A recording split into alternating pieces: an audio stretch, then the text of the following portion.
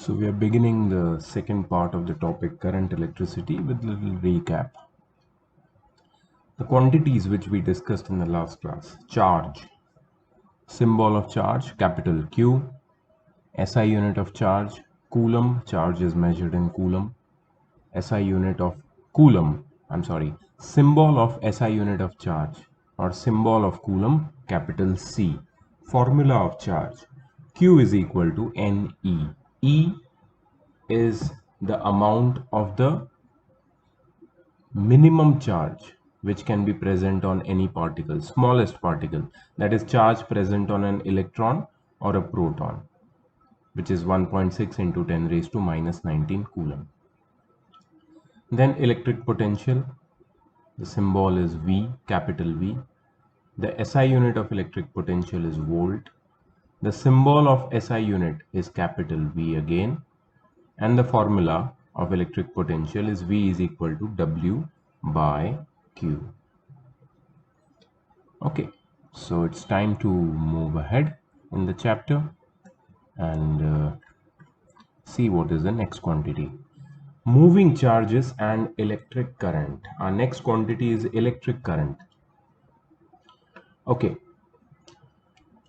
what do you see over here?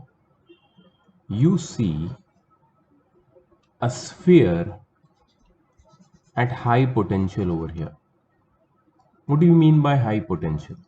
High potential in simple terms means higher level,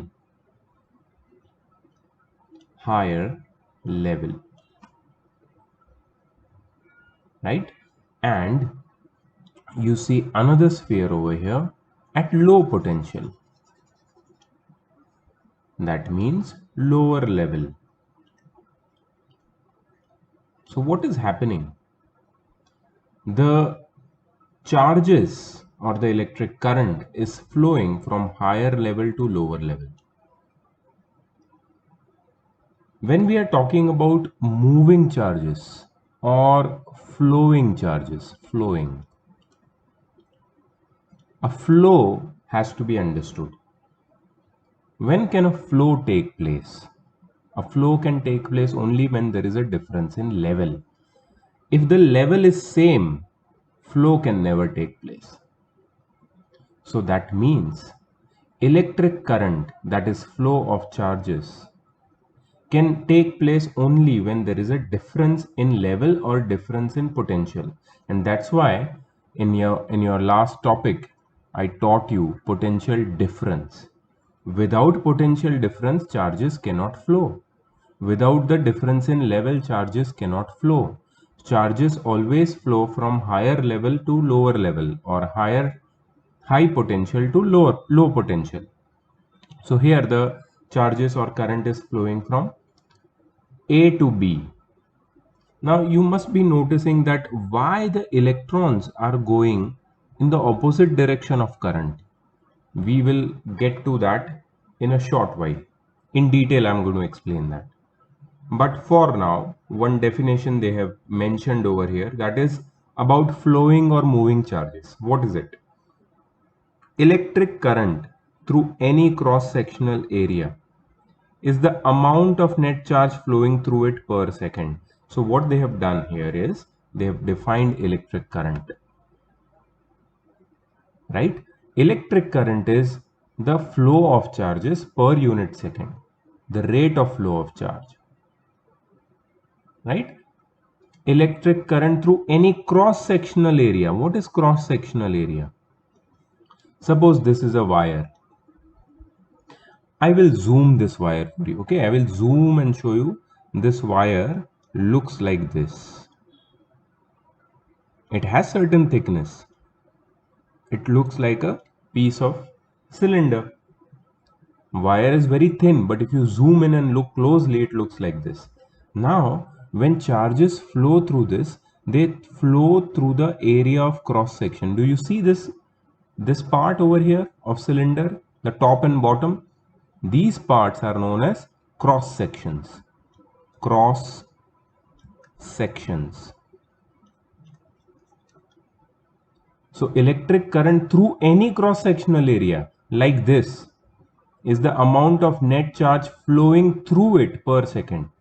So how much charge is flowing through this cross sectional area per second is the electric current flowing through this conductor, right? And for flow, what is necessary?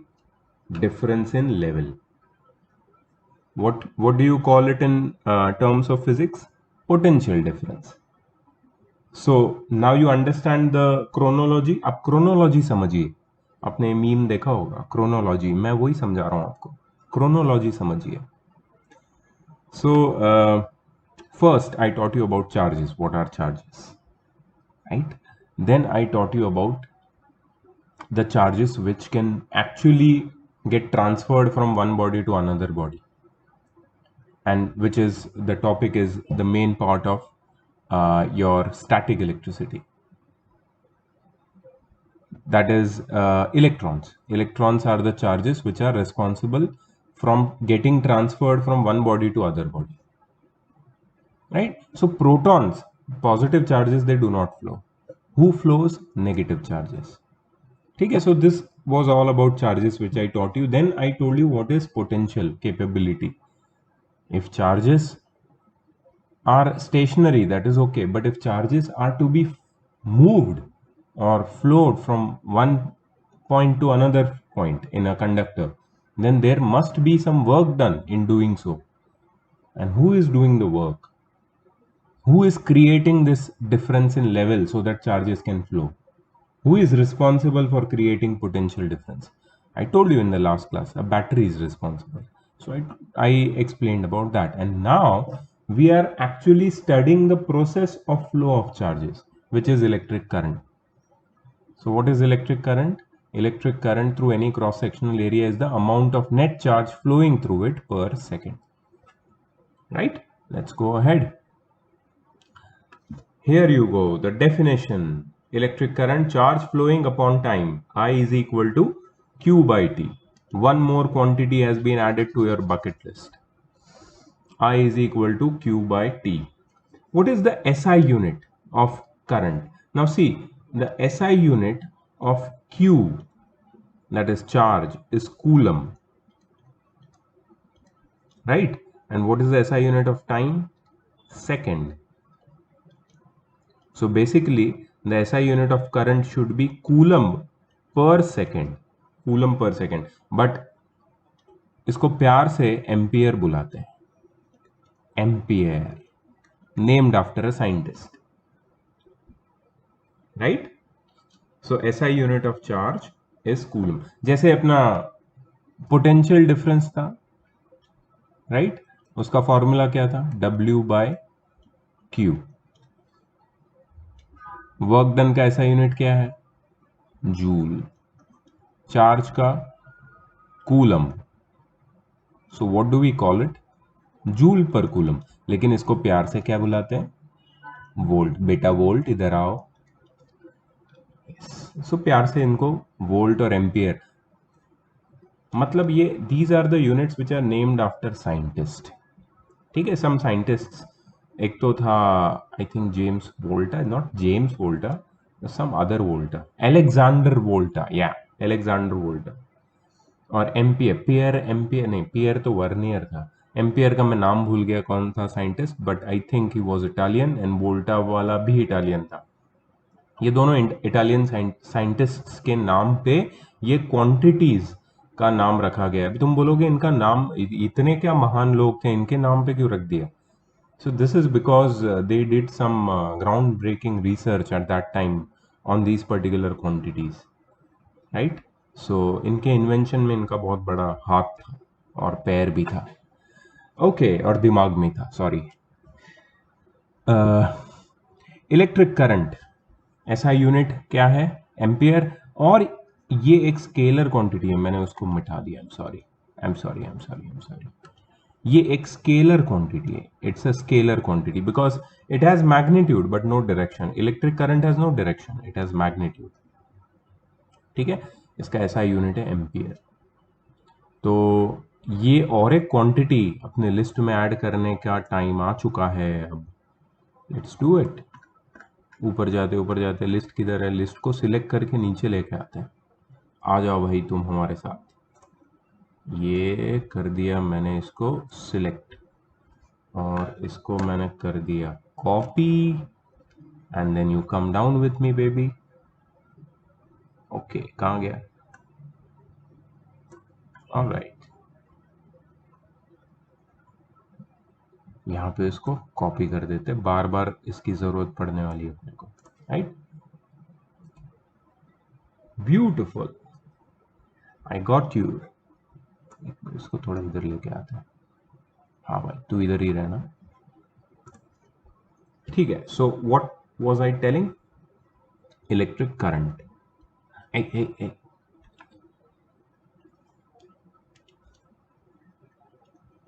Electric current क्या है? इसका symbol I. SI unit क्या है? Ampere. SI unit का symbol क्या है? A, capital A. Formula क्या है? I is equal to Q by T, right? तीसरी हमारी इंपॉर्टेंट क्वांटिटीज हमने नोट कर ली है। चलो अब आगे बढ़ते हैं। Okay, remember, negative charges like electrons flow from lower potential to higher potential. देखो, बहुत ही इंपॉर्टेंट मैं तुम्हें एक चीज बताने वाला हूं। ये थोड़ा सा कंफ्यूजन क्रिएट कर सकता है in the minds of learners, but if you see the bigger picture and if you know the story behind it, तो ये कॉन्सेप्ट तुम्हारा क्लियर हो जाएगा, ठीक है? ये कॉन्सेप्ट है regarding the flow of charges and their direction, the direction of flow of charges basically. At the time of discovery of the phenomena of electricity, electrons were unknown. Just imagine, electricity जब discover हुई तो electrons unknown थे, किसी को पता नहीं था कि इलेक्ट्रॉन नाम की कोई चीज होती है, लेकिन इलेक्ट्रिसिटी डिस्कवर हो चुकी थी। Just imagine. तो तुम बोलोगे sir, without knowing electrons electricity discover कैसे हुई?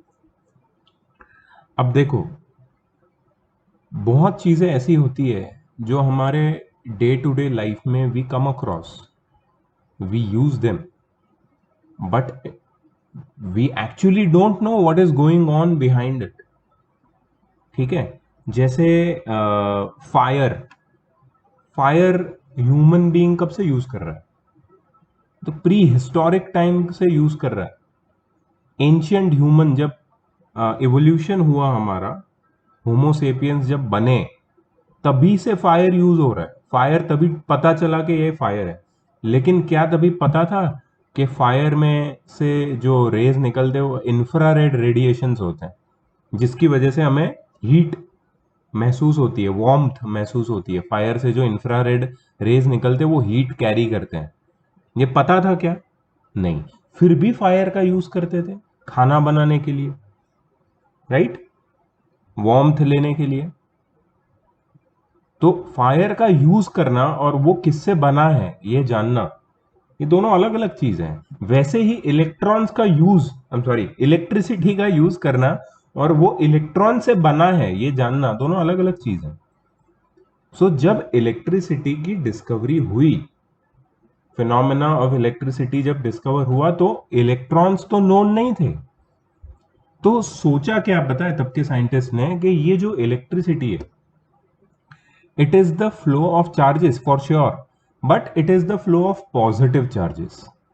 अब ऐसा क्यों सोचा साइंटिस्ट ने? मैं तुम्हें एक एग्जांपल के साथ ये समझाऊंगा। जस्ट इमेजिन करो, सॉरी, जस्ट इमेजिन करो कि तुम्हारे पास दो बकेट है, कंटेनर से दो, ठीक है? और ये है बकेट ए जिसमें ऊपर तक पानी भरा है, और दूसरा बकेट इसके बाजू में ही सेम लेवल पे रखा गया है, बकेट बी, जिसमें पानी है लेकिन लेवल कम है, और इन दोनों को एक पाइप से ज्वाइन कर दिया गया है, ठीक है? ये बकेट ए, बकेट बी। अब तुम मुझे बताओ, अपने आप को बताओ कि बकेट में पानी कौन सी डायरेक्शन में फ्लो करेगा? क्या पानी A टू B जाएगा या फिर B टू A जाएगा? बताओ। Whether water will flow from A to B, bucket A to bucket B, or bucket B to bucket A. Of course A to B. Water will always flow from the bucket which contains more water to the bucket which contains less water. Definitely. तो ये flow तो clear है कि यहां से ये पानी निकल के इसमें गिरेगा। ठीक है, तो ऐसा क्यों हुआ? ये साइंटिस्ट ये सोच रहे हैं कि चार्जेस भी तो ये पानी की तरह है ना, जैसे पानी फ्लो होता है चार्जेस भी फ्लो हो रहे हैं। और चार्जेस कहां से कहां फ्लो करेंगे? कॉमन सेंस लगाओ। कॉमन सेंस क्या बोलता है? कॉमन सेंस बोलता है कि चार्जेस हायर लेवल से लोअर लेवल में जाएंगे। चार्जेस कहां से कहां जाएंगे? हायर लेवल से लोअर लेवल में जाएंगे चार्जेस। अब ये लेवल का दूसरा जो वर्ड साइंटिस्ट्स ने यूज किया था वो क्या था? अभी मैंने बताया था, पोटेंशियल। लोअर लेवल मतलब लोअर पोटेंशियल। तो ये बात एक क्लियर हो गई है कि जो चार्जेस है वो हायर पोटेंशियल से लोअर पोटेंशियल फ्लो करते हैं। हायर लेवल से लोअर लेवल में ये चार्जेस जाते हैं। ठीक है, साइंटिस्ट ने सोचा कि जो हायर लेवल है इसको हम नाम दे देते हैं पॉजिटिव। ठीक है, इसको हम नाम दे देते हैं, क्या दे देते हैं नाम? Positive charge. हायर मतलब ज्यादा, मतलब पॉजिटिव, कॉमन सेंस है ना। लोअर मतलब कम, मतलब नेगेटिव, मतलब चार्जेस फ्लो करते हैं पॉजिटिव टू नेगेटिव। ये सोचा साइंटिस्ट ने, मतलब पॉजिटिव चार्जेस हायर से लोअर लेवल पे जाते हैं, ऐसा हम बोल सकते हैं। नेगेटिव मतलब क्या? यहां पे पॉजिटिव चार्जेस कम है। पॉजिटिव मतलब क्या? यहां पे पॉजिटिव चार्जेस ज्यादा है। हायर लेवल मतलब पॉजिटिव चार्जेस ज्यादा, लोअर लेवल मतलब पॉजिटिव चार्जेस कम, मतलब पॉजिटिव चार्जेस फ्लो कर रहे हैं। ये उन्होंने कॉमन सेंस से अंदाजा लगाया, कोई इसके पीछे साइंटिफिक फैक्ट या फिर लॉजिक नहीं था, सिंपल लॉजिक था, कॉमन सेंस वाला लॉजिक था। तो जब तक इलेक्ट्रॉन्स डिस्कवर नहीं हुए थे, the flow of charges was considered to be in the direction of positive to negative.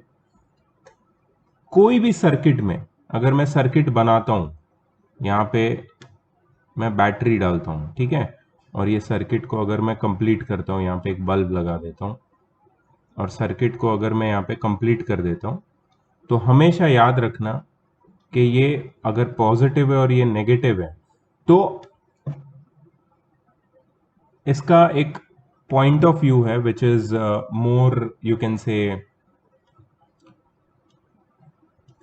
Convenient और conventional point of view.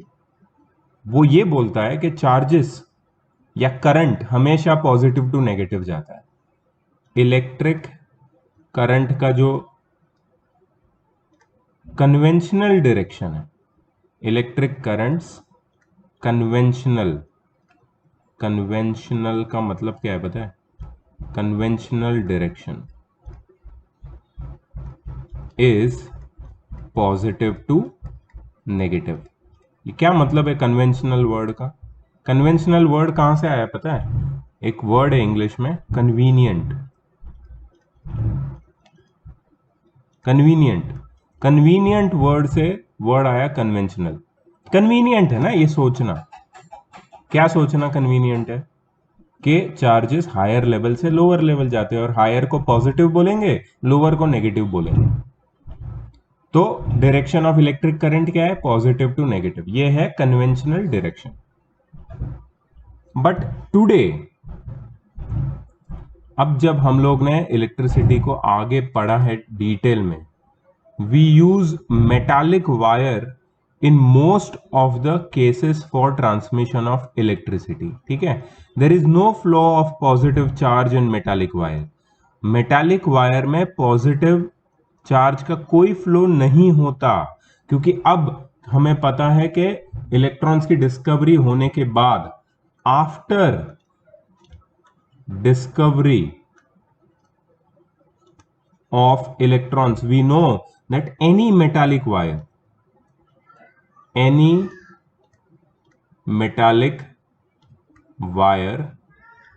has lots of free electrons. So after the discovery of electrons, it was known that any metallic wire has lots and lots of free electrons. तुमने एक metal के atom के structure को देखा है? उसके outer most shell में 1, 2 या 3 इलेक्ट्रॉन्स होते हैं. ये मैंने तुम्हें क्लास 9 में बताया. So metal, any metal has billions and billions of free electrons. So जब पोटेंशियल डिफरेंस हम अप्लाई करेंगे, डिफरेंस इन लेवल हम क्रिएट करेंगे, तो क्या फ्लो होगा? इलेक्ट्रॉन्स फ्लो होंगे कि प्रोटॉन्स फ्लो होंगे? एक्चुअली इलेक्ट्रॉन्स ही फ्लो होते हैं. तो ये जो पुराना आइडिया था, convenient idea, conventional direction of current का, कि करंट पॉजिटिव टू नेगेटिव जाता है, ये आइडिया एक्चुअली गलत है. फ्री इलेक्ट्रॉन्स फ्लो करते हैं. तो एक्चुअली अगर तुम देखो, एक सर्किट का डायग्राम बनाएंगे हम अगर, और यहां पे अगर मैं बैटरी कनेक्ट करूंगा और इसको एक बल्ब से मैं यहां पे कनेक्शन देता हूं, ये तुम्हारी सर्किट है. और ये पॉजिटिव टर्मिनल है, ये नेगेटिव टर्मिनल है. पॉजिटिव टर्मिनल का मतलब क्या है पता है? डेफिसिट ऑफ इलेक्ट्रॉन्स, मतलब इलेक्ट्रॉन्स की कमी. और नेगेटिव टर्मिनल का मतलब क्या है? एक्सेस ऑफ इलेक्ट्रॉन्स, मतलब बहुत ज्यादा इलेक्ट्रॉन्स है यहां पे. सो इलेक्ट्रॉन्स कहां से कहां फ्लो करेंगे? Higher level to lower level. अब हायर लेवल कौन सा है? जहां पे एक्सेस ऑफ इलेक्ट्रॉन है. और लोअर लेवल कौन सा है? जहां पे डेफिसिट ऑफ इलेक्ट्रॉन है. इसलिए तो हायर लेवल नेगेटिव है और लोअर लेवल पॉजिटिव है. हायर लेवल नेगेटिव क्यों है? क्योंकि वहां बहुत सारे इलेक्ट्रॉन्स है. और लोअर लेवल पॉजिटिव क्यों है? क्योंकि वहां पे कम इलेक्ट्रॉन्स है. और ये लेवल का डिफरेंस किसने क्रिएट किया है? बैटरी ने. तुम अगर बैटरी को देखो, तुम्हारे पेंसिल सेल को देखो, कैसा दिखता है वो? ऐसा पेंसिल सेल होता है और इसके आगे एक ऐसा टिप रहता है, और ये पॉजिटिव एंड है, और यहाँ पे फ्लैट रहता है, ये नेगेटिव एंड. यहां पे अंदर जो केमिकल होता है, वो केमिकल क्या करता है पता है? यहां पे सारे इलेक्ट्रॉन्स को जमा कर देता है. इलेक्ट्रॉन्स का ये प्रीडोमिनेंट एरिया है. और यहां पे इलेक्ट्रॉन कम होते हैं, लेस इलेक्ट्रॉन. यहां पे इलेक्ट्रॉन मोर, ज्यादा इलेक्ट्रॉन होते हैं. तो क्या करते हैं इलेक्ट्रॉन? मोर इलेक्ट्रॉन से लेस इलेक्ट्रॉन्स की तरफ वो फ्लो करते हैं, और यही है इलेक्ट्रिक करंट.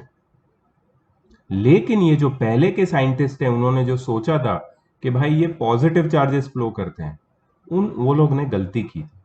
एक्चुअली क्या फ्लो करता है पता है? Negative charges. और वो कहां से कहां फ्लो करते हैं? Negative terminal to positive terminal. So after the discovery of electrons, it was proved that actually electric current is the flow of electrons. So इसको क्या बोलते हैं पता है? Electronic direction of current. Electronic direction of current क्या है? Negative to positive. और हमने कौन सा डायरेक्शन पढ़ा था पहले? Positive to negative. वो कौन सा डायरेक्शन था? नाम क्या था उसका? Conventional direction. क्यों? क्योंकि कन्वीनियंट था साइंटिस्ट के लिए ये सोचना. और इलेक्ट्रॉन्स की डिस्कवरी के बाद हमें क्या पता चला? कि पॉजिटिव चार्जेस फ्लो नहीं करते पॉजिटिव टू नेगेटिव डायरेक्शन में, बट नेगेटिव चार्जेस मतलब इलेक्ट्रॉन्स फ्लो करते हैं from negative to positive direction, और उसको इलेक्ट्रॉनिक डायरेक्शन ऑफ करंट बोलते हैं. तो अब साइंटिस्ट कंफ्यूजन में आ गए कि यार यहां तो प्रॉब्लम हो गया, क्योंकि इलेक्ट्रिसिटी की जो डिस्कवरी हुई थी वो हुई थी 15th सेंचुरी में. 15th century, right? या 15th सेंचुरी. 15th सेंचुरी में इलेक्ट्रिसिटी डिस्कवर हुई थी. एंड 20th सेंचुरी में बना, I am sorry, 20th century में डिस्कवर हुआ इलेक्ट्रॉन्स, 15th सेंचुरी में डिस्कवर हुई इलेक्ट्रिसिटी। कितने साल बाद इलेक्ट्रॉन्स की डिस्कवरी हुई? 500 ईयर्स बाद। ये 500 ईयर्स में इतनी सारी बुक्स लिखी गई थी इलेक्ट्रिसिटी के ऊपर, और इतने सारे नए नए डिस्कवरीज और नए नए मशीन्स बने थे which were based on the principle of working of electricity, कि ये सारी बुक्स और ये सारे रिसर्च में इलेक्ट्रॉन्स की डायरेक्शन को, मतलब इलेक्ट्रिक करंट की डायरेक्शन को चेंज करना इम्पॉसिबल था। तो साइंटिस्ट ने सोचा कि अभी ये सब चेंज करके फायदा क्या है, इलेक्ट्रिसिटी तो काम कर रही है। हमें ये पता चल गया कि इलेक्ट्रिसिटी, इलेक्ट्रिक करंट का जो डायरेक्शन है वो एक्चुअल जो हम सोच रहे थे उससे उल्टा है। मतलब हम सोच रहे थे पॉजिटिव टू नेगेटिव, लेकिन इलेक्ट्रॉन्स की डिस्कवरी के बाद पता चल गया it is negative to positive. लेकिन क्या उससे ये बल्ब नहीं जलता? बल्ब जलना बंद हो जाएगा अगर मैं ये डायरेक्शन गलत ले लूंगा, तो ये बल्ब जलना बंद हो जाएगा क्या? नहीं।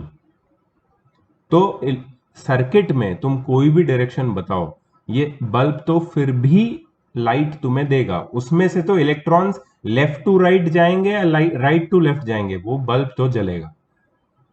सो मतलब किसी भी इलेक्ट्रिसिटी पे बेस्ड अप्लायंस को काम करने से ये इलेक्ट्रिक करंट का डायरेक्शन रोक नहीं सकता है। उसमें से इलेक्ट्रॉन्स पास होने चाहिए, फ्लो होने चाहिए। कौन सी डायरेक्शन में फ्लो हो रहे हैं इसका कोई फर्क नहीं पड़ता है। So scientist came to this conclusion कि हर बुक में हम लोग इलेक्ट्रिक करंट की जो डायरेक्शन है वो पॉजिटिव टू नेगेटिव ही रखेंगे। आज मतलब 20th सेंचुरी में इलेक्ट्रॉन्स डिस्कवर होने से पहले जो लिखी गई है वो बुक्स में भी, और 20th सेंचुरी के बाद जो बुक लिखी जाएगी जैसे तुम्हारी टेक्स्ट बुक है उसमें भी इलेक्ट्रिक करंट की डायरेक्शन क्या रहेगी? Positive to negative. और इसको क्या बोलते हैं? What is the name given to this particular direction? Conventional direction. Please remember. तो हमारे सर्किट डायग्राम में इलेक्ट्रिक करंट की डायरेक्शन क्या होगी? Conventional direction. वो कहां से कहां होता है? Positive to negative. But actual direction of electric current क्या है? Negative to positive. Negative to positive, ठीक है। और उसका नाम क्या है? इलेक्ट्रॉनिक डायरेक्शन ऑफ करंट या इलेक्ट्रॉनिक करंट। तो ये दो है करंट के एस्पेक्ट्स जो तुम्हें पता होने चाहिए, और इसके पीछे का मैंने तुम्हें पूरा बैकग्राउंड समझाया है कि कैसे इलेक्ट्रिसिटी की डिस्कवरी और इलेक्ट्रॉन्स की डिस्कवरी, उनमें 5 सेंचुरी का फर्क था, और उसके बाद जो फैक्ट्स रिवील हुई उससे इलेक्ट्रिक करंट के डायरेक्शन पे कोई फर्क नहीं पड़ता है एक्चुअली। इसलिए हम कन्वेंशनल, कन्वेंशनल मतलब जो चला आ रहा है, जो सदियों से चला आ रहा है वो कन्वेंशनल है, उसको ही फॉलो करेंगे। कन्वीनियंट है सबके लिए, पॉजिटिव टू नेगेटिव सोचना कन्वीनियंट है तो हम उसको ही फॉलो करेंगे, ये सोचा गया, ठीक है। इसीलिए इसीलिए यहां पे मैंने एक चीज तुम्हें मिस की थी बताना, कि करंट की डायरेक्शन देखो क्या बताइए, पॉजिटिव टू नेगेटिव बताइए, लेकिन इलेक्ट्रॉन्स की डायरेक्शन देखो क्या बताइए, नेगेटिव टू पॉजिटिव। तो करंट की डायरेक्शन को क्या बोलते हैं? Conventional direction of current. Electrons की डायरेक्शन को क्या बोलते हैं? Electronic direction of current. Now I think it should be very very clear in your mind कि दो चीजें अलग क्यों है, ठीक है। कुछ भी क्वेश्चन है तो प्लीज मेरे को बताना तुम, मैं नेक्स्ट टॉपिक में डेफिनेटली उसको डिटेल में डिस्कस करूंगा, बट मेरे ख्याल से ये काफी क्लियर है। चलो 1 एम्पियर को अब डिफाइन कर लेते हैं। एम्पियर क्या था? Again ampere was SI unit of electric current. 1 ampere I is equal to Q by T, मतलब 1 coulomb upon 1 second. So current flowing through a wire, please note कर लो ये डेफिनेशन, जितने भी डेफिनेशन आ रहे हैं, फॉर्मूले आ रहे हैं, एसआई यूनिट्स आ रहे हैं, प्लीज नोट करो। जो भी कॉन्सेप्ट मैंने अभी तक बताया नोट करना बंद नहीं होना चाहिए, ठीक है। Current flowing through a wire is said to be 1 ampere when 1 coulomb of charge flows through it in 1 second. जब एक वायर में 1 coulomb of charge 1 सेकेंड में फ्लो हो जाता है तो करंट कितना होता है? 1 एम्पियर. अब मैं तुम्हें एक इंटरेस्टिंग फैक्ट बताऊंगा. यहां पे क्वेश्चन है, हाउ मेनी इलेक्ट्रॉन्स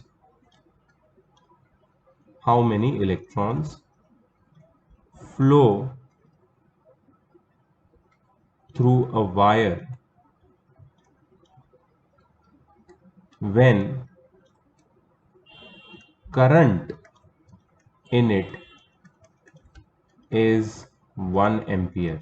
कितने इलेक्ट्रॉन वायर में से फ्लो करते हैं जब करंट 1 एम्पियर होता है? How many electrons flow through a wire when current in it is 1 ampere. अब देखो, 1 एम्पियर का मतलब क्या है? 1 कूलम अपॉन 1 सेकेंड. मतलब एक कूलम चार्ज जब एक सेकेंड में फ्लो होता है तो उसको 1 एम्पियर बोलते हैं. अब 1 कूलम ऑफ चार्ज का मतलब क्या है? Q is equal to N E से इसका मतलब लगा सकते हैं हम लोग. पता 1 Q कितना है? 1 कूलम. N कितना है मुझे नहीं पता. E कितना है? 1.6 into 10 raise to minus 19.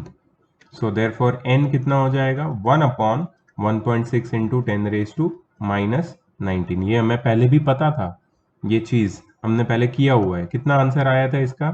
6.25 into 10 raise to 18. सो हम लोग क्या बोल सकते हैं पता है? Therefore 6.25 into 10 raised to 18 electrons pass through a conductor in 1 second when current in it is 1 ampere. जब करंट वो कंडक्टर में 1 एम्पियर होता है तो एक सेकेंड में 6.25 इंटू 10 रेज टू 18 इलेक्ट्रॉन्स पास करते हैं. अब जस्ट इमेजिन किसी को 1 एम्पियर का करंट का झटका लगा. somebody felt a shock of 1 ampere current. उसका मतलब क्या है पता है? उसने जब वायर को टच किया तो एक सेकेंड में उसके बॉडी से, उसके हाथ से 6.25 इंटू 10 रेज टू 18 इलेक्ट्रॉन्स पास हो गए, इसलिए उसको शॉक लगा. इतने सारे इलेक्ट्रॉन्स जब एक सेकंड में तुम्हारे हाथ के थ्रू पास कर जाते हैं, जब तुम वायर को टच करते हो तो तुम्हें शॉक फील होता है. Isn't that interesting? So that is known as 1 ampere current. Just imagine अगर ये करंट 1 एम्पियर नहीं 10 एम्पियर होता, किसी ने गलती से, और बहुत लोगों के साथ हुआ है. That's why you should always be very very careful while operating electric devices. You can get heavy shock. 1 ampere तो बहुत छोटा करंट है.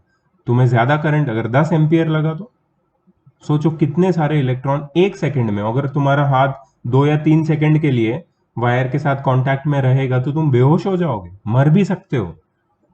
इलेक्ट्रिक शॉक इतना डेंजरस इसलिए होता है बिकॉज इतने सारे इलेक्ट्रॉन तुम्हारे बॉडी से स्पीड में एक सेकंड के अंदर पास हो जाते हैं और तुम्हारा बॉडी वो झटका, वो शॉक बेयर नहीं कर सकता. इसलिए तुम्हारी जो नर्वस सिस्टम है वो उसमें बहुत बड़ा एक उसको बहुत बड़ा एक स्ट्रेस से गुजरना पड़ता है नर्वस सिस्टम को. और जब नर्वस सिस्टम पे स्ट्रेस आता है तो बॉडी का जो फंक्शनिंग है पूरा खराब हो जाता है. क्योंकि नर्वस सिस्टम क्या करता है? नर्वस सिस्टम पूरे बॉडी के सिस्टम को तुमने बायोलॉजी में पढ़ा ही होगा, पूरे बॉडी को कंट्रोल करता है नर्वस सिस्टम. हार्ट को बोलता है भाई ब्लड पंप करो, ब्रेन को बोलता है भाई सोचो, स्मेल और सारी टेस्ट और टच और ये सारे जो सेंसेशंस है उनको काम करने के लिए बोलता है भाई सुनो देखो. तो ये सारी चीजें का जो कंट्रोल है, मेन कंट्रोल हेडक्वार्टर है, that is your nervous system. उसको ही अगर हमने डैमेज कर दिया, कैसे डैमेज करेंगे? करंट डाल के बॉडी में, तो खत्म. तुम्हें पता होगा वो तुमने मूवीज में देखा होगा वो it's not a matter of joke, but जो मूवीज में जिस तरीके से दिखाते हैं वो थोड़ा सा फनी होता है। वो पागल जो लोग होते हैं, the mad people, mentally challenged people, I don't know what to call them, mad और पागल क्या बोलूं, पागल ही बोलते हैं। तो उनको इलेक्ट्रिक शॉक दिया जाता है पागल खाने में। जस्ट इमेजिन उनके बॉडी से क्या गुजरता होगा। वो क्यों करते थे पहले डॉक्टर, अब तो वो खत्म कर दिया, अभी ऐसा कुछ नहीं होता। वो क्यों करते थे डॉक्टर, बिकॉज वो उनकी नर्वस सिस्टम में कुछ चेंजेस लाना चाहते थे। तो उनको ऐसा साइंटिफिकली शायद उन्होंने रिसर्च किया होगा, मुझे आइडिया नहीं है, बिकॉज मैं कभी पागल खाने गया नहीं हूँ, ना मैं पागलों का डॉक्टर हूँ। तो मुझे नहीं पता है कि ऐसा क्यों करते थे, बट उनको ऐसा लगता था कि इससे नर्वस सिस्टम में कुछ चेंजेस आएगा, वो पागल आदमी ठीक हो जाएगा। तो आई डोंट नो कितने लोग ठीक हुए हैं शौक खाने से, लेकिन मुझे मुझे लाइफ में कभी शौक नहीं चाहिए, क्योंकि मैं फिजिक्स पढ़ के मुझे समझ में आया कि अरे ये हो रहा है यार बॉडी के साथ जब शौक लगता है। तो मैं और अवेयर हो गया इसके बारे में, and whenever I handle electric instruments, I am very very extra careful. ठीक है, so I advise the same thing to you. चलो लेट्स गो अहेड। फिजिक्स में ये बातें करने का मौका मिलता है, लेकिन मैथ्स में ऐसा कोई स्कोप नहीं है, केमिस्ट्री में भी नहीं है, इतना थोड़ा बहुत है, ज़्यादा नहीं है।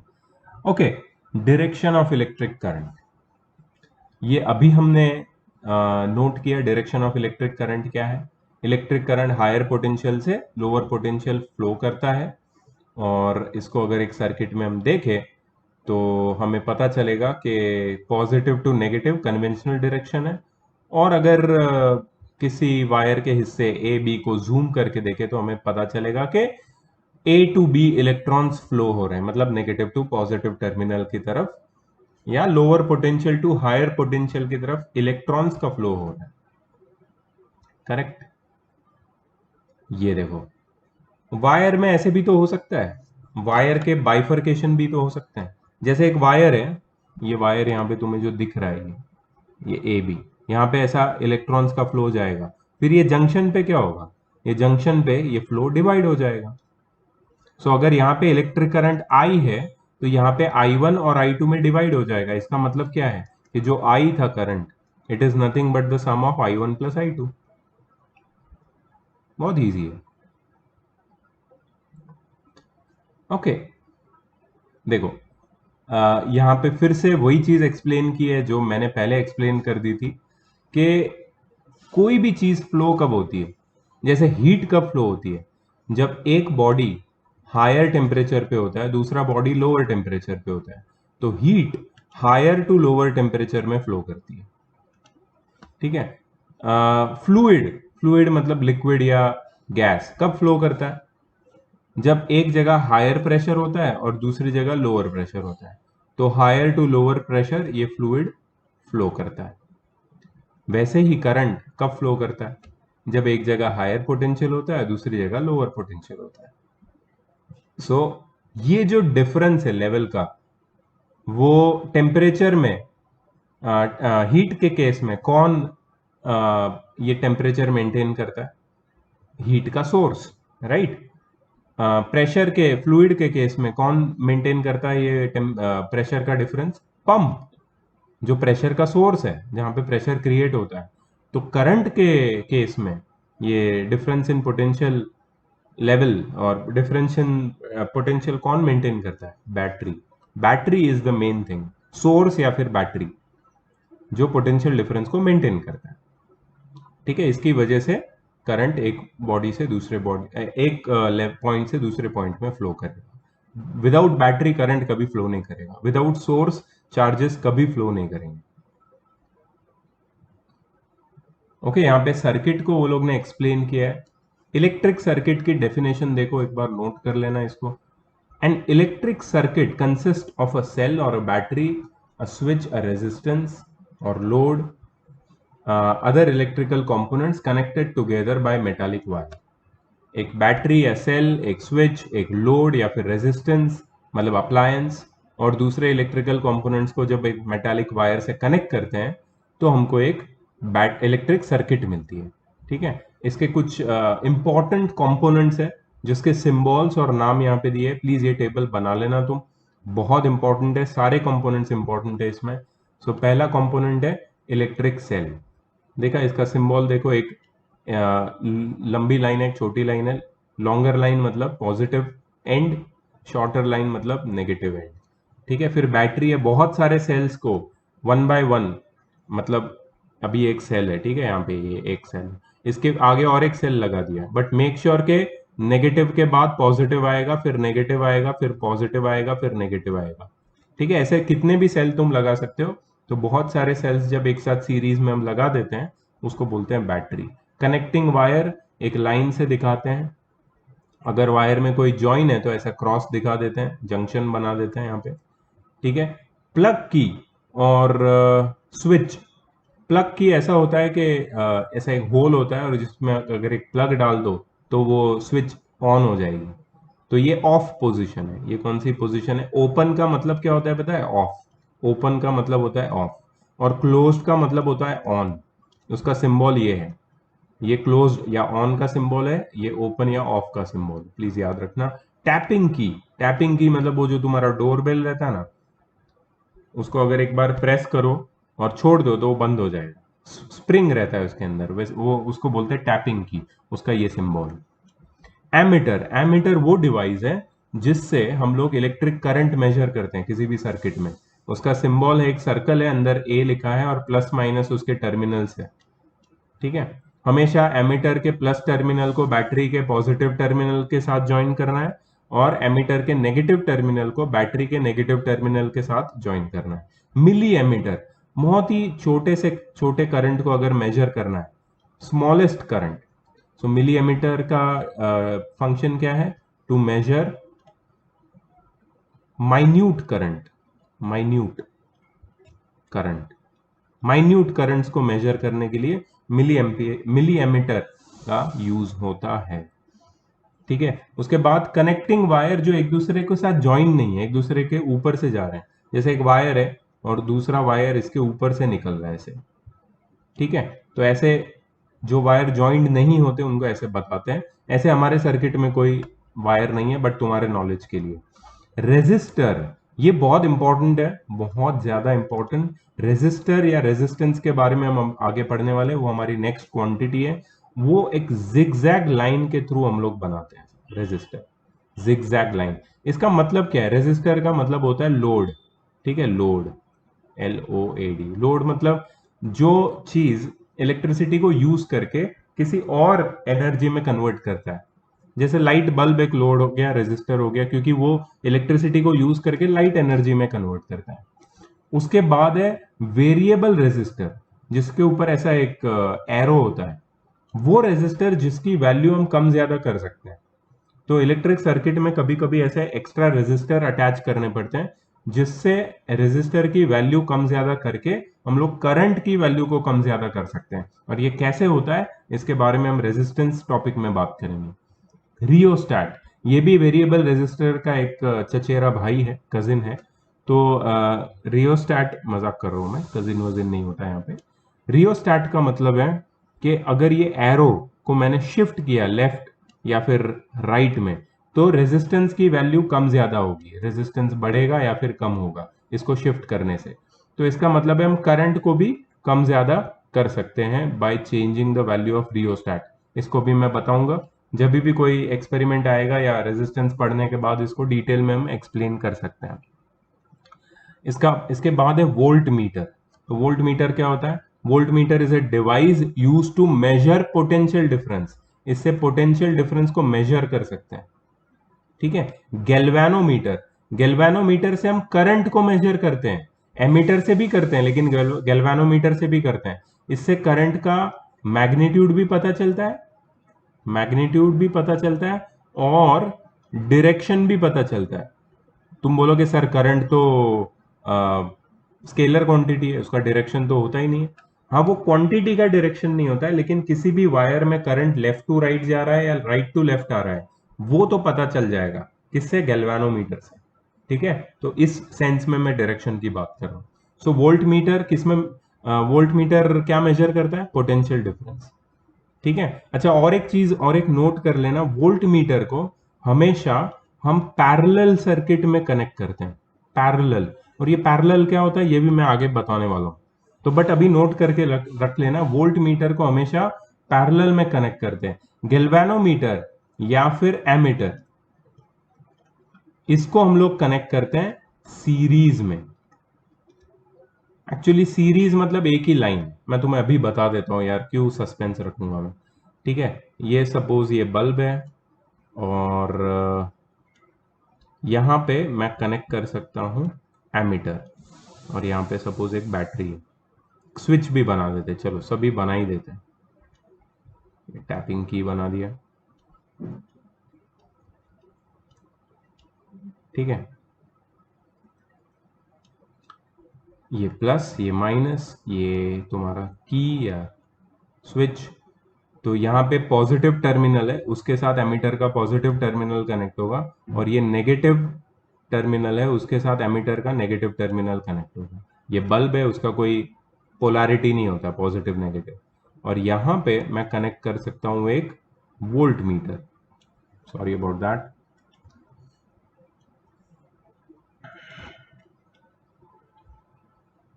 यहाँ पे मैंने कनेक्ट कर दिया एक वोल्ट मीटर, जो मैंने पैरेलल में कनेक्ट किया, ठीक है।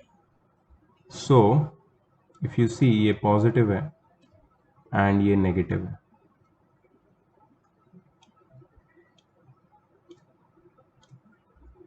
ये करंट की डायरेक्शन है। इतने सारे एरो नहीं बनाओगे तो भी चलेगा, ठीक है। ये positive terminal of the battery के साथ मैंने वोल्ट मीटर के पॉजिटिव एंड को कनेक्ट किया है, और नेगेटिव एंड को नेगेटिव टर्मिनल के साथ कनेक्ट किया है, ठीक है। So this is how volt meter is connected, ammeter is connected, positive negative ये सब ठीक हो गया, ठीक है। So this is how, this is what I am talking about. Galvanometer भी हम लोग एमीटर की जगह पे लगा सकते हैं, वो हमें बहुत छोटे से छोटा करंट भी बताता है और हमें करंट की डायरेक्शन भी बताता है। सो गैल्वेनोमीटर भी काफी वाइडली यूज्ड है। ये इलेक्ट्रिक बल्ब है जो मैंने ऑलरेडी 2-3 बार बना दिया है। फ्यूज है, फ्यूज क्या होता है, फ्यूज का सिंबल देखो ऐसा ही होता है सिंबल। फ्यूज एक सेफ्टी डिवाइस, सेफ्टी डिवाइस। तो इसके बारे में हम लोग आई थिंक इस चैप्टर में नहीं, लेकिन नेक्स्ट चैप्टर में, पता नहीं ये फर्स्ट या सेकंड चैप्टर में फ्यूज आता है कहीं ना कहीं, उसको हम लोग डिटेल में पढ़ेंगे। सेफ्टी डिवाइस है, ठीक है। तो ये सारे कंपोनेंट्स थे इलेक्ट्रिक सर्किट के। अब ये है एक इलेक्ट्रिक सर्किट, देखो क्लासिक इलेक्ट्रिक सर्किट मैंने क्यों बनाया यहाँ पे। ओके, तो जरा कुछ चीजें बता देता हूँ। ये प्लस है, ये माइनस है, बड़ी लाइन प्लस छोटी लाइन माइनस। करंट का डायरेक्शन देख लो, यहाँ पे कौन सी साइन आएगी, प्लस, यहाँ पे माइनस। यहाँ पे करंट जाके डिवाइड हो जाएगा, ये प्लस है ये माइनस है, यहाँ पे करंट जाके मर्ज हो जाएगा, और ये रियोस्टैट है, ठीक है। ये ओपन या ऑफ पोजीशन में, अगर यहाँ पे मैंने ऐसा एक डॉट बना दिया मतलब ये ऑन पोजीशन हो गया, ठीक है। So this is how a circuit looks like. सारे कंपोनेंट तुम्हें पता है क्या क्या है। तो ये रियोस्टैट का क्या फंक्शन है और एक बार समझ लेते हैं। रियोस्टैट का वैल्यू अगर मैंने कम ज्यादा किया, मतलब ये एरो को अगर मैंने मूव किया, तो अब क्या हुआ पता है, ये सर्किट के साथ कम जिगजैग्स कनेक्टेड है। जिगजैग की वैल्यू कम हो गई, मतलब रेजिस्टेंस कम हो गया। रेजिस्टेंस का मतलब होता है ऑब्स्ट्रक्शन, ये मैं डिटेल में बताऊंगा, नेक्स्ट टॉपिक यही है। रेजिस्टेंस का मतलब होता है ऑब्स्ट्रक्शन, ऑब्स्ट्रक्शन मतलब रुकावट, ठीक है। अगर जिगजैग कम हो गया तो ऑब्स्ट्रक्शन कम हो जाएगा सर्किट में, ऑब्स्ट्रक्शन कम हो गया मतलब करंट बढ़ जाएगा। लेकिन अगर ये जिगजैग वाले को मैंने यहां पे मूव कर दिया तो बहुत सारे जिगजैग कनेक्ट हो गए, मतलब रेजिस्टेंस बढ़ गया। रेजिस्टेंस बढ़ गया मतलब, रेजिस्टेंस बढ़ गया मतलब करंट कम हो गया। रेजिस्टेंस कम हो गया मतलब करंट बढ़ गया, और रेजिस्टेंस बढ़ गया मतलब करंट कम हो गया। तो ये करंट को कैसे मैनिपुलेट या फिर कंट्रोल कर सकते हैं, with the help of rheostat, variable resistance या रियोस्टैट, ठीक है। ये फिक्स्ड रेजिस्टेंस है, फिक्स्ड, इसकी वैल्यू फिक्स्ड है। ये बल्ब हो सकता है, ये एक स्पीकर हो सकता है, ये एक फैन हो सकता है, ये कुछ भी एक लोड हो सकता है जिसका फिक्स्ड रेजिस्टेंस होता है। और ये है वोल्ट मीटर जो वोल्टेज मेजर करता है अक्रॉस द रेजिस्टेंस। ये एमीटर है, ये सर्किट में कितना करंट फ्लो हो रहा है वो मेजर करता है, राइट। बहुत सारी चीजें मैंने तुम्हें डिटेल में बताई है। I am really not sure कि स्कूल में इतना डिटेल में तुम्हारे साथ डिस्कस होता है या नहीं होता है, इसलिए मोस्टली सारी स्कूल्स में ये चैप्टर खत्म हो चुका है।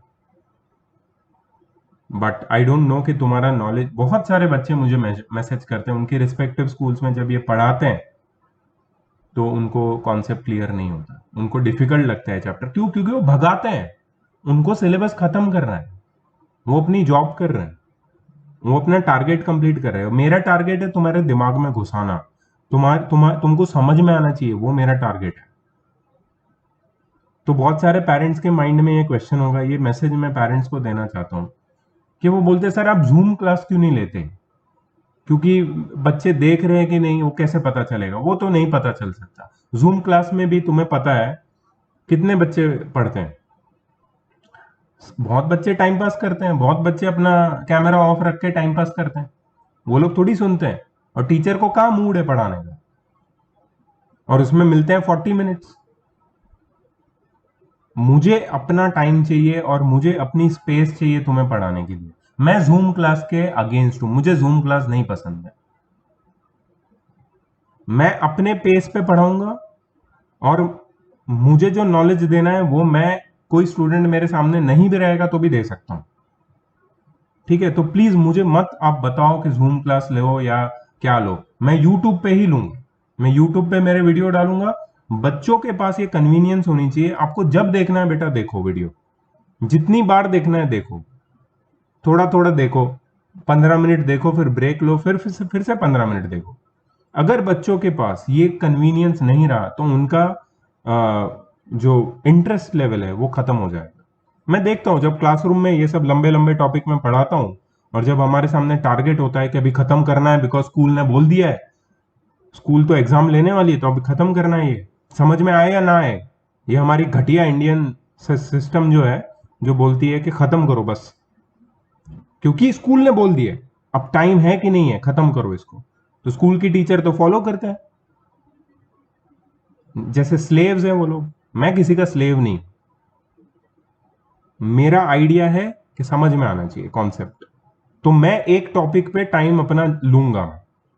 मैं ये नहीं बोल रहा हूं कि मैं एग्जाम को, मैं मैटर ही नहीं करता एग्जाम मेरे लिए और सिलेबस अधूरा रहेगा। आज तक मेरा सिलेबस कभी अधूरा नहीं रहा, मैं हमेशा टाइम पे खत्म करता हूं। लेकिन इसका यह मतलब नहीं है कि मैं कॉम्प्रोमाइज करूं अपनी टीचिंग मेथोडोलॉजी के साथ। सो जूम क्लास तो मैं लेने नहीं वाला, कभी भी नहीं लूंगा। मैं वीडियो पूरा शूट करके पोस्ट करूंगा यूट्यूब पे, आप 4 बार देखो, कोई टेंशन नहीं, आपके पॉकेट में रहेगा वीडियो, मोबाइल निकालो कभी भी देखो। फिर बच्चे के ऊपर है, वो मोबाइल निकाल के मेरा यूट्यूब वीडियो देखता है या पबजी खेलता है, वो उसके ऊपर है। अगर पबजी खेलता है तो उसकी चॉइस है वो, ठीक है। फिर पेरेंट मेरे को नहीं बोल सकते कि आपने यूट्यूब पे डाला इसलिए वो पबजी खेलता है। मैं नहीं भी डालता फिर भी वो खेलता पबजी, उसके पबजी खेलने से और मेरे यूट्यूब पे वीडियो डालने का कोई कनेक्शन नहीं।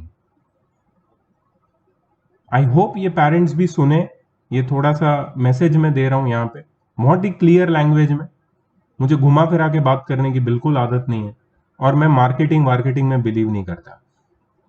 आज ये यूट्यूब पे डाला है इंडिया के कोई भी कॉर्नर में, इनफैक्ट वर्ल्ड के कोई भी कॉर्नर में ये वीडियो कोई भी देख सकता है फ्री में। जिसको फ्री में पढ़ना है पढ़ो ना बिंदास यार, नॉलेज का थोड़ी कोई ये होता है। अगर मेरे को इंस्टीट्यूशन चलाना है तो मुझे फीस लेनी पड़ेगी, उसके लिए मैं आपको एक्स्ट्रा सर्विस दे रहा हूं, मैं आपको अलग से होमवर्क भेज रहा हूं, ठीक है, आपको अलग से असाइनमेंट्स भेज रहा हूं, आपकी टेस्ट हम लोग कंडक्ट कर रहे हैं, आपके डाउट्स हम सॉल्व कर रहे हैं, आपको अब जब भी मैसेज करो हम आंसर करते हैं। ये सारे जो आपको प्रिविलेज मिलते हैं ये मेरे लाइट्स ऑन रखते हैं, मतलब ये मेरे इंस्टीट्यूट को चलाता है, ठीक है। तो knowledge is absolutely free for everybody, I absolutely believe it. मेरे सिर पे लाइबिलिटीज है, मेरे भी बच्चे हैं, फैमिली है, ठीक है, तो उनको खिलाने के लिए डेफिनेटली मैं फीस लूंगा। लेकिन एक बार मेरी लाइबिलिटी खत्म हो गई ना, मैं फ्री में पढ़ाऊंगा, फ्री में सब लोग आ सकते हैं, और ये उसका बिगनिंग है, इसलिए मैंने यूट्यूब पे वीडियो डाला है। जिसको राइट तरीके से पढ़ने नहीं मिल रहा है वो लोग देखो मेरा वीडियोस, बिंदास पढ़ो, कोई टेंशन नहीं। बहुत हो गया लेक्चर, चलो आगे बढ़ते हैं। ओके, नेक्स्ट वोल्ट मीटर और एमीटर के बीच का डिफरेंस बताया है, ये भी नोट कर लेना प्लीज। वोल्ट मीटर क्या होता है? Volt meter potential difference measure करता है, मैंने बताया तुमको। एमीटर करंट मेजर करता है। ये सेकंड पॉइंट बहुत इंपॉर्टेंट है। वोल्ट मीटर का हाई रेजिस्टेंस होता है और एमीटर का लो रेजिस्टेंस होता है। ये क्यों होता है? कोई सवाल अगर पूछेगा बच्चा तो मैं उसको एक ही बताऊंगा। देखो, वोल्ट मीटर का काम क्या है? वोल्ट मीटर इन दो पॉइंट्स के बीच में, सपोज ये दो पॉइंट है, इसका नाम है ए और बी। ये ए और बी के बीच में कितना ट्रैफिक है वो मेजर करता है। अब हम समझ सकते हैं कि ये करंट है आई, ठीक है। ये करंट क्या है? ये है इलेक्ट्रॉन्स जो आ रहे हैं यहां से। और इलेक्ट्रॉन्स, तुम बोलोगे सर पॉजिटिव से इलेक्ट्रॉन कैसे निकल सकता है? अरे मान लो चार्जेस है, चार्जेस, ठीक है, इलेक्ट्रॉन नहीं बोलते इसको, बोलते हैं चार्जेस। तो ये चार्जेस आ रहे हैं यहां पे। अब वोल्ट मीटर का रेजिस्टेंस है हाई, मतलब ऑब्स्ट्रक्शन बहुत ज्यादा है। तो ये जो ट्रैफिक है, इसके पास अब यहां पे जब ट्रैफिक आ जाएगा इस पॉइंट पे, तो इसके पास अब दो ऑप्शन है कि ट्रैफिक लेफ्ट में भी जा सकता है और सीधा भी जा सकता है। अब लेफ्ट में क्या हो रहा है? ऑब्स्ट्रक्शन ज्यादा है। ऑब्स्ट्रक्शन को समझो, ये लेफ्ट वाला रोड है, उसमें पॉट होल्स बहुत ज्यादा है। पॉट होल समझ लो उसको, ऑब्स्ट्रक्शन को इमेजिन करो यार, इमेजिन करने में हेल्प कर रहा हूं तुम्हारी। तो यहां पे जितनी भी इलेक्ट्रॉन्स पहले गए थे, इलेक्ट्रॉन्स तो वहीं रहते हैं, जाते नहीं है कहीं। इलेक्ट्रॉन्स थ्रू आउट रहते हैं, सिर्फ वो फ्लो करते रहते हैं। या फिर यहाँ पे जितने भी इलेक्ट्रॉन्स फ्लो हो रहे हैं इस रोड पे, वो सब पॉट होल्स के थ्रू जा रहे हैं, ऑब्स्ट्रक्शन के थ्रू जा रहे हैं। तो उनकी स्पीड का क्या होगी? कम होगी या ज्यादा होगी? उनकी स्पीड कम हो जाएगी, मतलब rate of flow of electrons कम हो जाएगा। मतलब यहां पे करंट कम जाएगा। कहां पे? इस वाले रोड पे, लेफ्ट वाले रोड पे। और ये जो सीधा रोड जा रहा है, यहां पे ग्रीन रोड बता रहा हूं मैं, ये ग्रीन वाले रोड पे ऑब्स्ट्रक्शन कम है, तो यहां पे स्मूथली इलेक्ट्रॉन फ्लो हो रहा है। तो इलेक्ट्रॉन यहां पे जाना पसंद करेंगे। इलेक्ट्रॉन ये लेफ्ट वाले रोड पे जाना पसंद नहीं करेंगे। फिर भी इलेक्ट्रॉन तो रहेंगे ही, बट उनका फ्लो बहुत स्लो रहेगा। अब क्या होगा पता है? यहां पे जब ये ट्रैफिक एंड होगा और इलेक्ट्रॉन्स जब यहां से बाहर निकलेंगे, ठीक है, तो क्या होगा? पॉइंट ए और पॉइंट बी में इलेक्ट्रॉन्स का डिफरेंस रहेगा, बहुत ही एक स्टार्क डिफरेंस रहेगा। यहां पे जो इलेक्ट्रॉन अंदर घुसे थे वो बहुत कम थे, और यहां से जो बाहर निकल रहे, ये रोड से जो बाहर निकल रहे वो बहुत ज्यादा थे। तो इस पॉइंट और इस दो पॉइंट ए और बी, दो पॉइंट के बीच में इलेक्ट्रॉन्स के नंबर का डिफरेंस बहुत ज्यादा रहेगा। Difference in number of electrons is nothing but potential difference. तो रेजिस्टेंस ज्यादा होने की वजह से जो डिफरेंस है वो एक्यूरेटली मेजर कर पाएगा volt meter.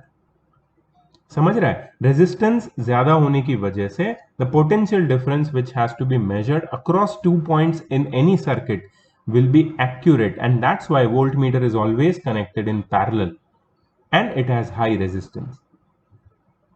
But why emitter is connected in series and it has low resistance? Because emitter's function is to measure all the electric current which is flown through it. जितना भी electric current ammeter के through flow हो रहा है वो उसको major करना है. So it has to allow all the electrons to flow through it. For it to allow all the electrons to flow through it, what happens is its resistance has to be very, very low, so that it allows, it welcomes all the electrons, it welcomes all the traffic through it, so that it will be able to measure how much electrons are flowing through it per second, and that is the current. And that's why emitter has low resistance and it is connected in series.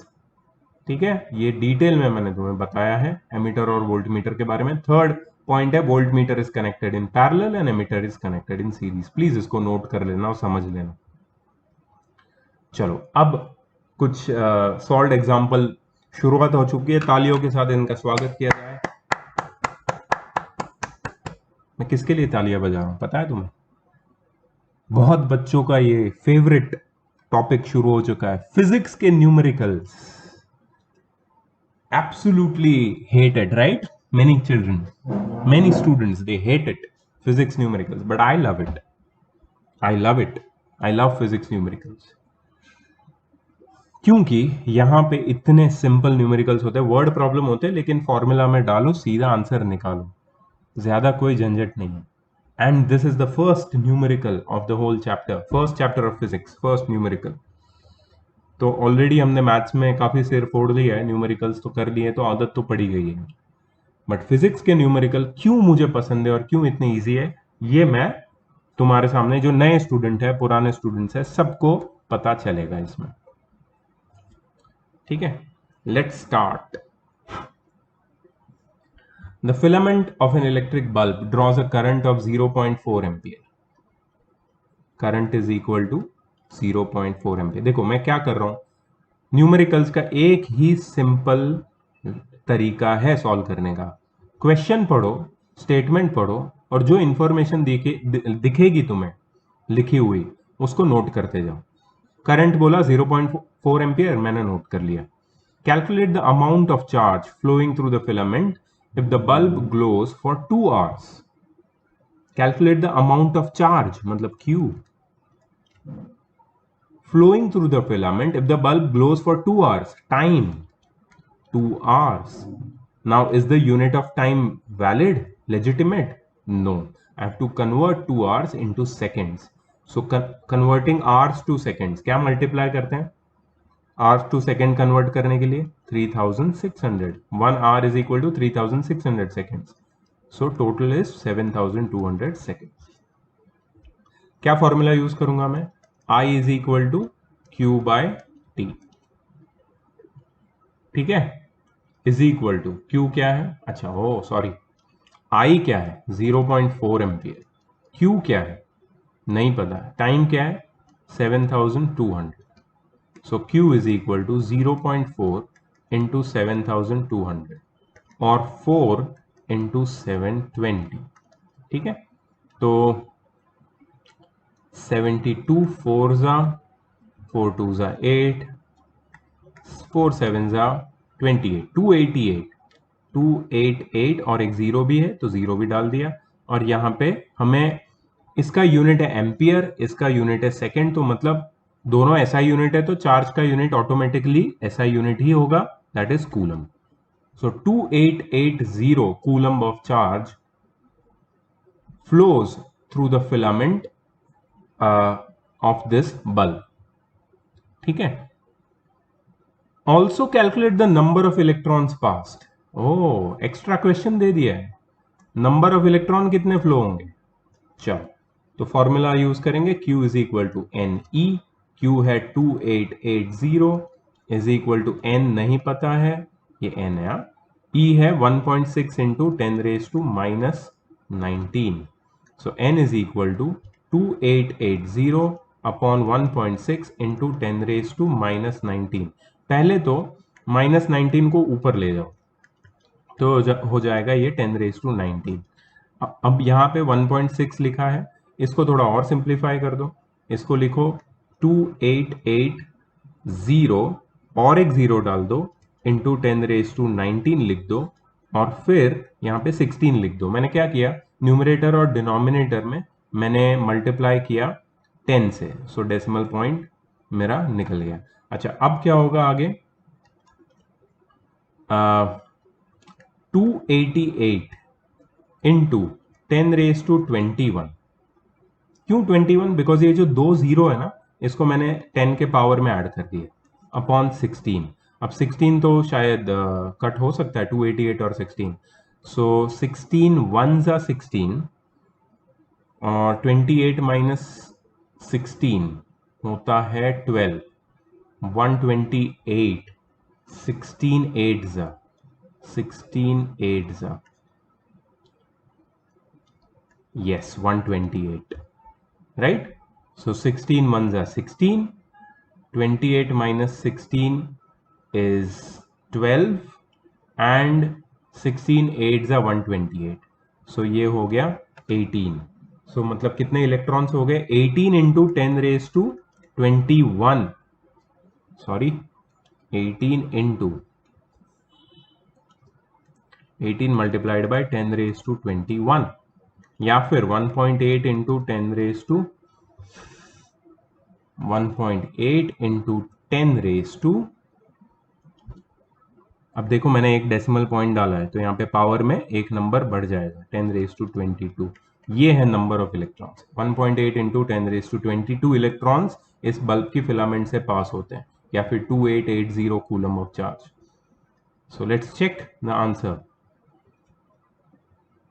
2880 coulomb and 1.8 into 10⁻22 electrons. ठीक है, please check कर लो answer और मेरा method देख लो एक बार। चाहिए तो pause कर लो। देखो सबसे बेस्ट ये रहेगा, जब भी हम सॉल्व एग्जाम्पल करते हैं तो आप पहले मेरा मेथड देख लो, ठीक है, और फिर इस सॉल्व एग्जाम्पल को आप खुद से सॉल्व कर लो। राइट, ये सबसे सही रहेगा। पॉज करके वीडियो सॉल्व एग्जाम्पल नोट करते जाओ। सॉल्व एग्जाम्पल सिर्फ देखने के लिए नहीं कर रहा हूं, तुम्हें भी सॉल्व करना है। चाहिए तो मेरे सॉल्व करने से पहले भी सॉल्व कर सकते हो और फिर मेरा सॉल्यूशन देखो, आंसर को चेक करो, मैच कर लो। Plus please do this, okay. Next question, calculate the work done in moving a charge. Calculate the work done in moving a charge of 2 coulomb, Q is equal to 2 coulomb, through a potential difference of 5 volt, V is equal to 5 volt. ऐसे ही question आने वाला है, don't worry about this. V is equal to W by Q, see the application of formula. V कितना है? 5 volt, W नहीं पता है, charge कितना है? 2, so W is equal to 5 into 2, that is 10 joule. Joule क्यों? क्योंकि SI unit of work done is joule, 10 joule. बहुत easy. Next question, a polythene piece is rubbed with wool, it is found to acquire a negative charge of 3.2 into 10⁻⁻7 coulomb. Q कितना है? 3.2 into 10⁻⁻7 coulomb. Estimate the number of electrons transferred to the piece. Number of electron हमें ढूंढना है, बहुत easy है। Q is equal to NE, ठीक है। Q कितना है? 3.2 इंटू 10⁻⁻7, N नहीं पता है, और E कितना है? 1.6 इंटू 10⁻⁻19। तो N is equal to 3.2 into 10⁻⁻7 upon 1.6 into 10⁻⁻19। चलो सिंप्लीफाई करते हैं इसको, तो ये तो कट जाएगा सीधा 2 से, और 2 इंटू 10⁻⁻7 के साथ मल्टीप्लाई होगा 10⁻19, क्योंकि ये 10⁻⁻19 जब ऊपर चला जाएगा 10⁻+19 बन जाएगा। So n is equal to 2 into 10⁻12। ये है number of electrons. Estimate the number of electrons transferred to the piece, 2 into 10⁻12 electrons.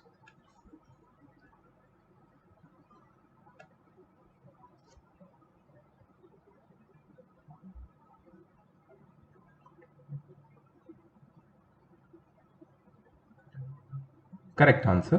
Next question. I hope you are pausing the video, solving, then checking the answer, or looking at my solution and then solving and then going ahead. ठीक है, I want each and every solved example to be noted in your book. Next question. How many electrons pass through a wire in 1 minute if current passing through the wire is 200 milliampere? How many electrons, मतलब number of electron ढूंढना। Pass through a wire in 1 minute, time है 1 minute, इसका मतलब है 60 seconds. If the current passing through wire is 200 milli ampere, current is equal to 200 milli ampere. अभी इसको ampere में convert कैसे करते हैं? 1 milli ampere, remember this, 1 milli ampere is equal to 10⁻³ ampere. Ampere का 1000th पार्ट है milli ampere, ठीक है। सो 200 इंटू 10⁻³ एम्पियर। 200 इंटू 10⁻³ को कैसे हम लोग सिंप्लीफाई करेंगे पता है? इसको मैं ऐसे भी लिख सकता हूं, 200 अपॉन 10⁻³ दैट इज 200 अपॉन 1000, ठीक है। ये कट करेंगे, ये कितना हो जाएगा? 0.2 एम्पियर। करंट मिल गया। टाइम मिल गया, नंबर ऑफ इलेक्ट्रॉन्स चाहिए। ठीक है, तो करंट का फॉर्मूला क्या है, I is equal to Q by T. So I कितना है 0.2, Q कितना है नहीं पता है, टाइम कितना है 60 सेकेंड्स। सो देयरफॉर Q कितना हो जाएगा 0.2 into 60, 12 coulomb, 12 coulomb. Okay, so Q 12 coulomb हो गया है।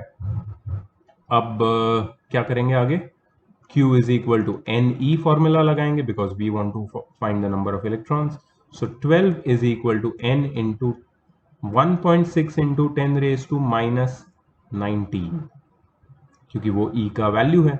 So n is equal to 12 upon 1.6 into 10 raise to minus 19। ठीक है, इसको आगे सॉल्व करेंगे हम लोग। सो इसको हम लोग ऐसे लिख सकते हैं ना, 120 अपॉन 16 इंटू 10 रेज टू 19। ये 10 रेज टू माइनस 19 को ऊपर शिफ्ट किया और 1.6 का डेसिमल हटाया तो ऊपर और नीचे 10 मल्टीप्लाई किया। अब मैं इसको और सिंप्लीफाई करूंगा आगे।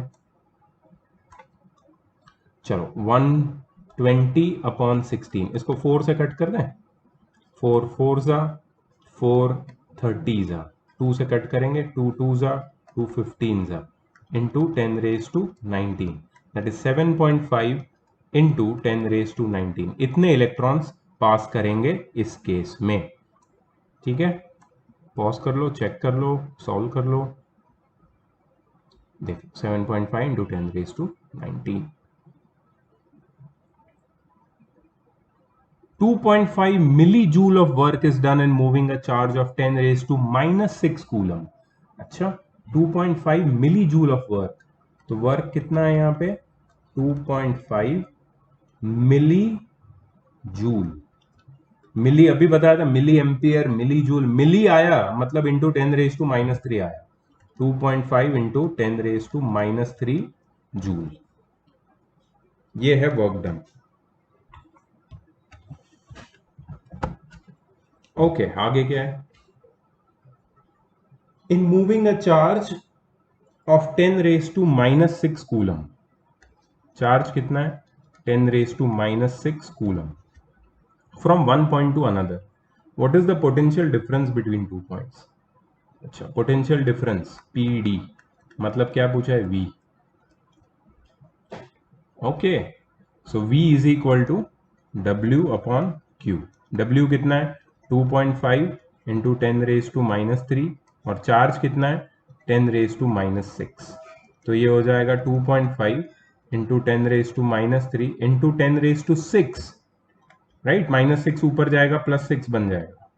अब 2.5 सीधा एक्सपोनेंट्स यूज करो, 10 रेज टू माइनस 3 प्लस 6 कितना हो जाएगा 10 raise to 3।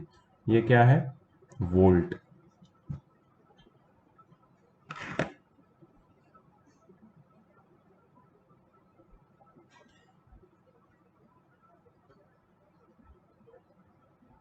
To 2.5 into 10 raise to 3 volt.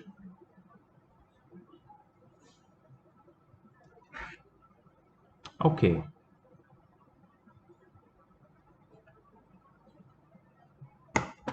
let's check if the answer is correct. Correct. So many questions, right? Numericals है, करना तो पड़ता ही है। न्यूमेरिकल्स नहीं करोगे कॉन्फिडेंस कभी नहीं आएगा, कॉन्सेप्ट कभी क्लियर नहीं होगा। फिजिक्स के न्यूमेरिकल से डरोगे कोई फायदा नहीं है। तुम्हें 10th तक तो ये सब करना ही पड़ेगा, फिर तुम सोच लो 11th में तुम्हें क्या करना है, फिजिक्स लेना है नहीं लेना है, क्योंकि आगे तो मतलब न्यूमेरिकल्स ही न्यूमेरिकल्स है साइंस में। तुम अभी से सोच लो तुम्हें क्या करना है, बट ये 10th तक तो इतना करना ही पड़ेगा, इसलिए मैं तुम्हारी हेल्प कर रहा हूँ, तुम्हारी हर एक क्वेश्चन सॉल्व करके दिखा रहा हूँ। फिर एक्सरसाइज तुम अपने आप से कर सकते हो आराम से। 10 raised to 20 electrons each having a charge of 1.6 into 10 raised to minus 19 coulomb pass from point A towards another point B in 0.1 second। अब देखो क्या बोल रहे हैं वो लोग, नंबर ऑफ इलेक्ट्रॉन दिया है 10 रेज टू 20 और चार्ज ऑन ईच इलेक्ट्रॉन मतलब E दिया है तुम्हें 1.6 इंटू 10 रेज टू माइनस 19 और टाइम दिया है तुम्हें 0.1 second. Calculate the current in ampere and give its direction. बहुत अच्छा क्वेश्चन है। See I is equal to Q by T होता है, जिसको हम ऐसे भी लिख सकते हैं एन ई बाई टी, है ना, क्यू की वैल्यू एन ई है। So 10⁻20 into 1.6 into 10⁻−19 the whole upon 0.1। कैसे सॉल्व करेंगे इसको? सो 1.6 इंटू 20⁻19 कितना होता है? 20⁻19 होता है 1, तो 10⁻1 अपॉन 0.1। तो इसको हम लोग ऐसे भी तो लिख सकते हैं 16 इंटू 10⁻1 अपॉन 1। 1.6 और 0.1 को सिंप्लीफाई कर दिया, सो ये हो जाएगा 160। क्या हो जाएगा ये? एम्पियर। अच्छा, ये है इलेक्ट्रॉन्स, सॉरी ये है इलेक्ट्रिक करंट। अब बोला है कि calculate the current in ampere, वो तो मिल गया, एंड गिव इट्स डायरेक्शन। अब ये electron from point A towards point B जा रहे हैं, तो दो चीजें यहां पे आंसर मैं लिखना जरूरी समझूंगा। पहला है कन्वेंशनल डायरेक्शन ऑफ करंट। क्या है? Conventional direction of current. और दूसरा क्या है? Electronic direction of current. एक तो है कन्वेंशनल डायरेक्शन ऑफ करंट और दूसरा है इलेक्ट्रॉनिक डायरेक्शन ऑफ करंट। तो कन्वेंशनल डायरेक्शन ऑफ करंट होगा opposite to the flow of direction of electrons. तो इलेक्ट्रॉन्स फ्लो हो रहे हैं फ्रॉम ए टू बी, तो कन्वेंशनल डायरेक्शन होगा opposite to the flow of electrons, that is B to A. और electronic direction of current electrons की direction होती है, which is from A to B. So conventional direction जो हम circuit में बताते हैं वो बी टू ए होगा और electronic direction A to B होगा। वो लोग ने आंसर में इतना डिटेल में नहीं दिया होगा, देखते हैं क्या दिया है। 160 एम्पियर, और कुछ भी नहीं बोला है, और कुछ भी नहीं बोला है, ठीक है। तो also give the direction, give its direction, तो मैंने तुम्हें डायरेक्शन दे दी है, ठीक है, ये तुम्हारे रेफरेंस के लिए करेक्ट है। Calculate the number of electrons flowing पर second to constitute a current of 1 ampere. मतलब 1 एम्पियर करंट में कितने इलेक्ट्रॉन होते हैं, ये हमने पहले सॉल्व किया है, ये तुम खुद सॉल्व करोगे। और अगर तुम्हें नहीं याद है तो पहले वीडियो में जाके तुम चेक करोगे, जब मैंने करंट की डेफिनेशन बताई थी, सॉरी 1 एम्पियर की डेफिनेशन, तभी मैंने बताया था। आंसर है 6.25 इंटू 10⁻18, करेक्ट। ठीक है, तो प्रैक्टिस एक्सरसाइज पे हम पहुंच चुके हैं। ये तुम्हारा होमवर्क है जो मैं तुम्हें ऐप के थ्रू भेजूंगा, तो ऐप इंस्टॉल कर लेना। ज्यादा नहीं है, 9 है। अब इसके बाद है नया कॉन्सेप्ट है ओम्स लॉ, ये हम नेक्स्ट वीडियो में करने वाले हैं। ओम्स लॉ है, फिर रेजिस्टेंस को डिफाइन किया है, फिर सिग्निफिकेंस ऑफ आर, बहुत कुछ है। अभी तो बहुत चैप्टर में काफी कुछ आने वाला है। सो I'm going to see you in the next part of the video. This is your homework and I'm going to give you this homework through the app. So please do it and I'll see you in the next video. I hope you enjoyed this video. Bye bye.